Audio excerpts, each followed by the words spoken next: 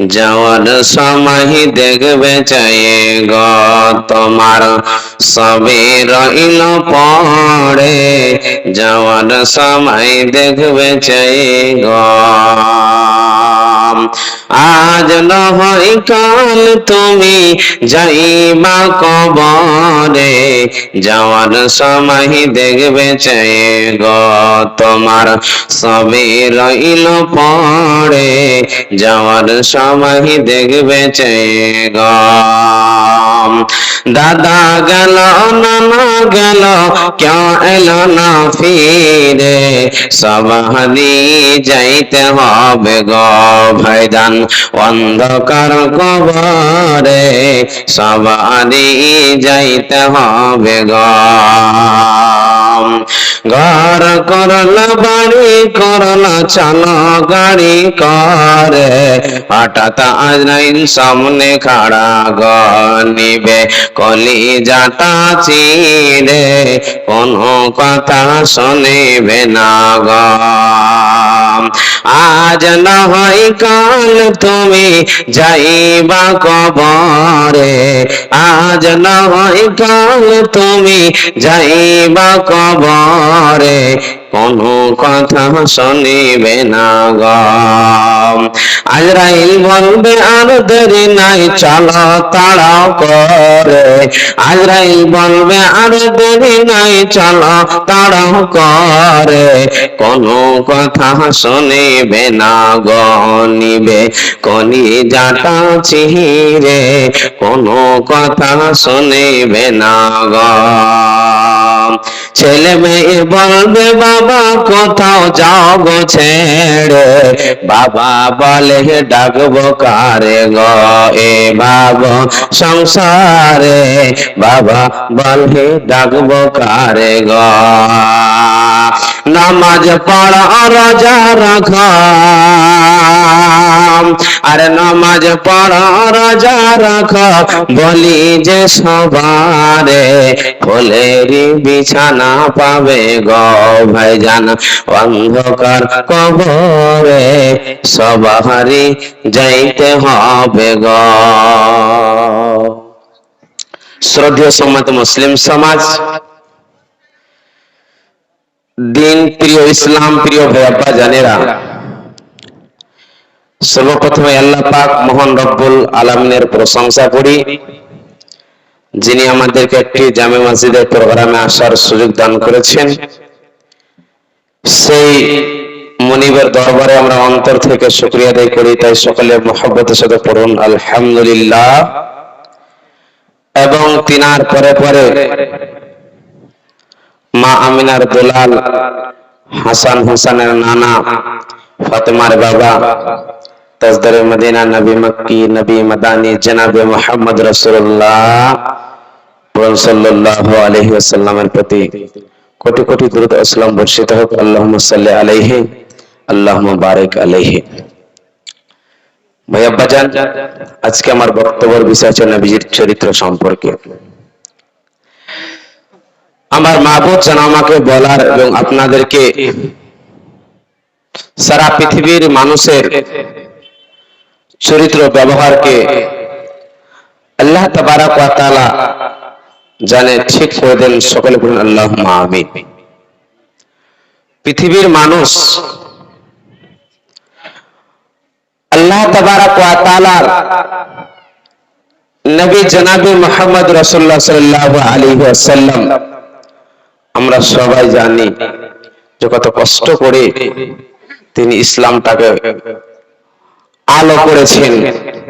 কিসের দ্বারা দিয়ে একবার কথা বলেন তো আপনারা? লাঠির দ্বারা দিয়ে?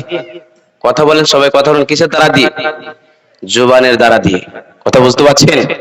কোন লোক প্রমাণ দিতে পারবেন না যে নবীজি লাঠির দ্বারা দিয়ে ইসলাম প্রচার করেছেন।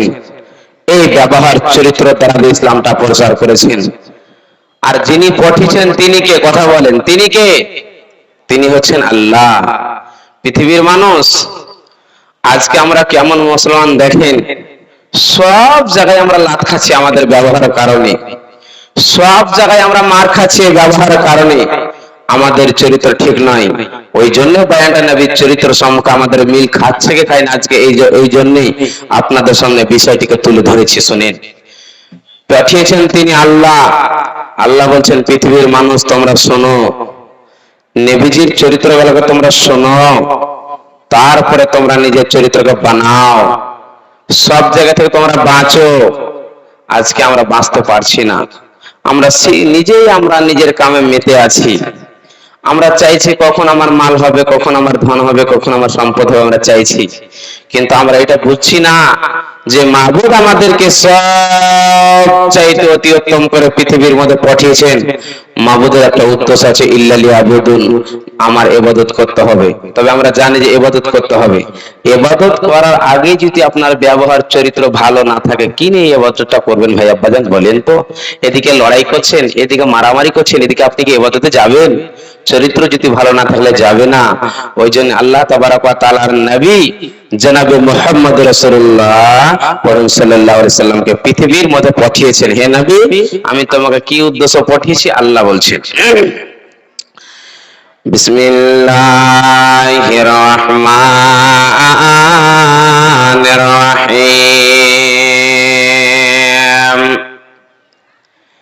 ইয়া আইয়ুহান নাবিয়্যু ইন্না আরসালনাকা শাহিদাও ওয়া মুবাশশিরাও ওয়া নাযীরা।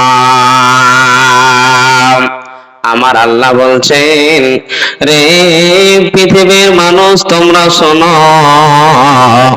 আমি আল্লাহ তা মহান রব্বুল আলামিন বলছে, বান্দারে রে আমার বান্দিরা তোমরা শোনো, আমি নবী মুহাম্মদকে পৃথিবীর ভিতরে আমি সাক্ষী হিসাবে পাঠালাম, তোমাদেরকে জান্নাতের খবর দেবে রে, এবং জাহান্নামে তোমাদেরকে ভয় দেখাবার জন্য আমি নবী মুহাম্মদ রাসূলুল্লাহ সাল্লাল্লাহু আলাইহি ওয়াসাল্লামকে পাঠিয়েছি।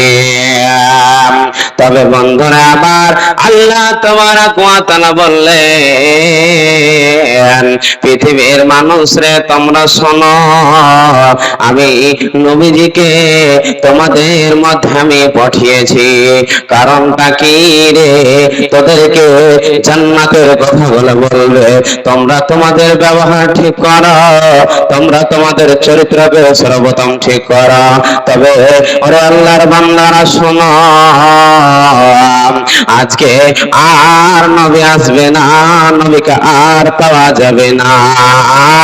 নবী দুনিয়া থেকে চলে গিয়েছেন, বিদায় হয়ে গিয়েছেন। বন্ধুরে, কতদিন হলো? 1400, 1500, 1600, 1700 বছর হয়ে গেল নবীজি মদিনায় তিনি শুয়ে আছেন।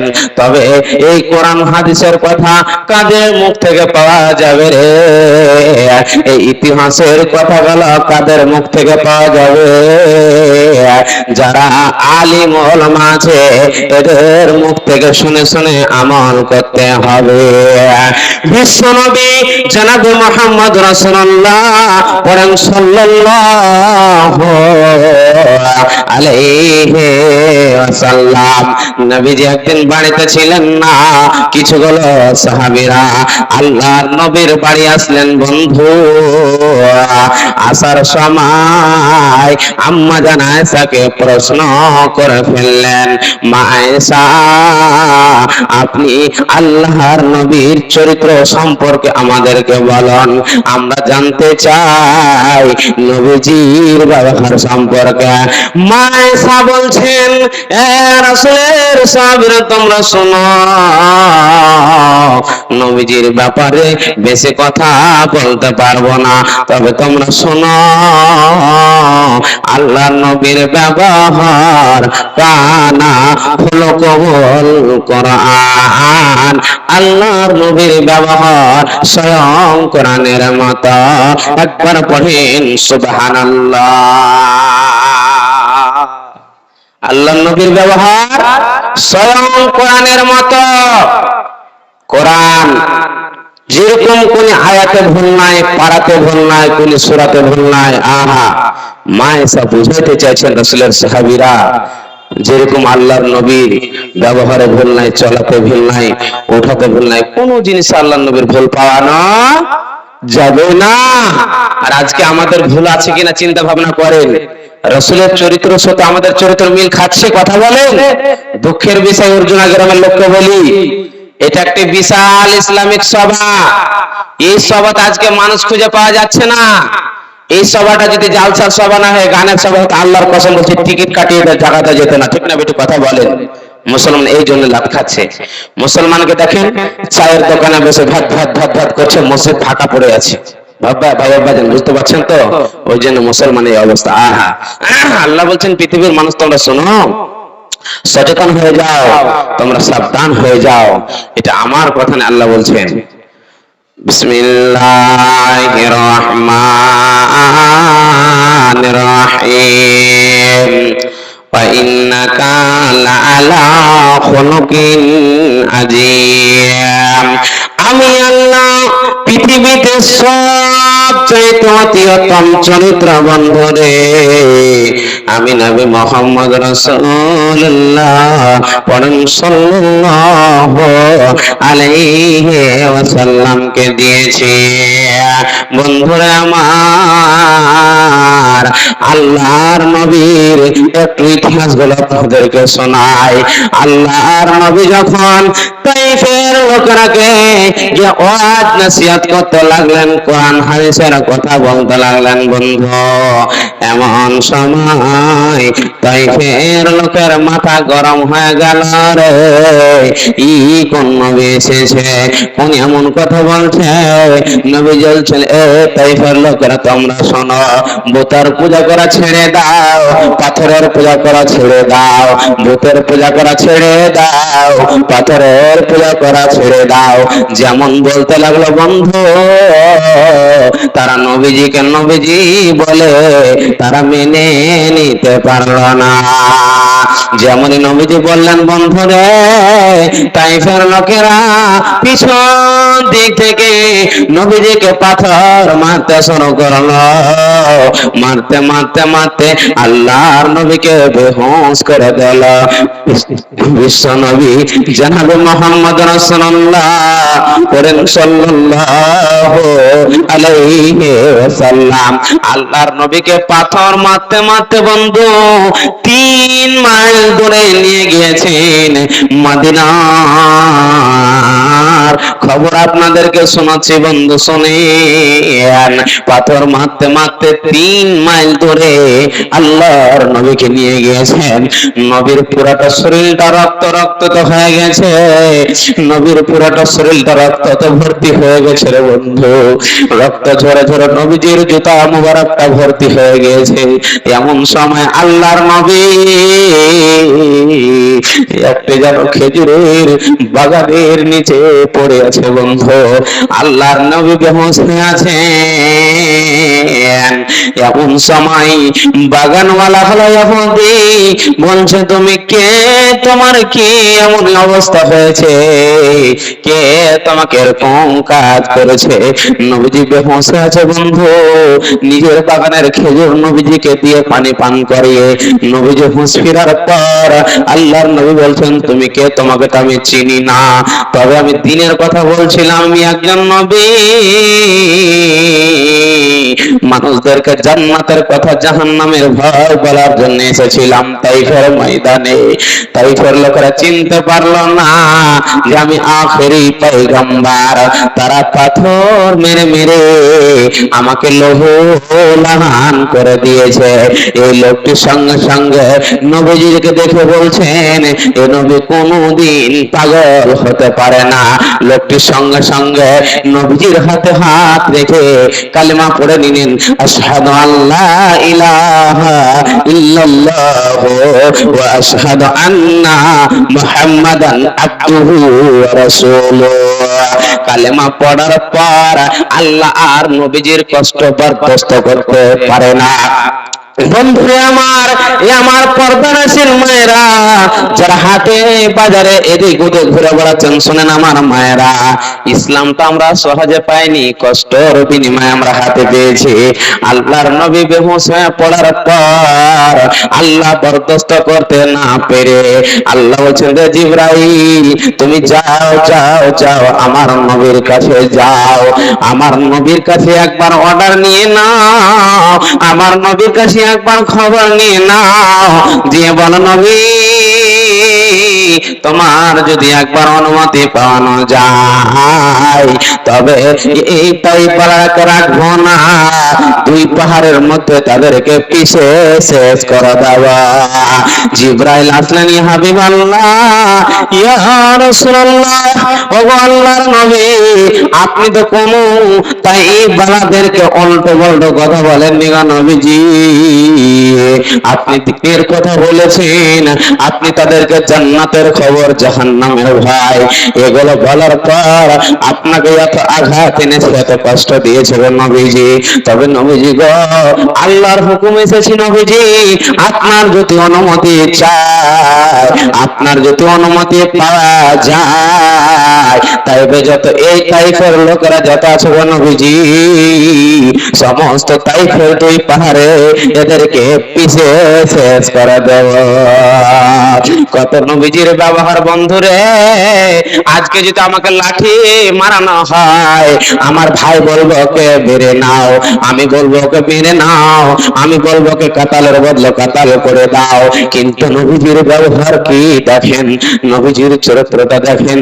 আল্লাহর নবী বলছেন, জিবরাইল রে, না না না, ওকে মারতে হবে না, ওদেরকে তাই ওদেরকে পিটে পিটে নষ্ট করতে হবে না। জিবরাইল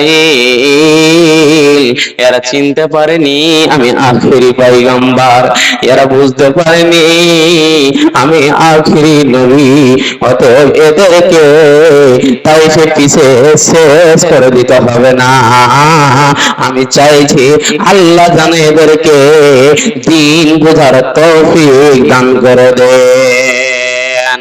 বন্ধুরে, নবীজির ব্যবহার ওই জন্য মানে এসে বলছেন, কানা খুলুকুল কোরআন, ওই জন্য কবি কি বলছেন, হয়নি, হবে না, হতে পারে না আমার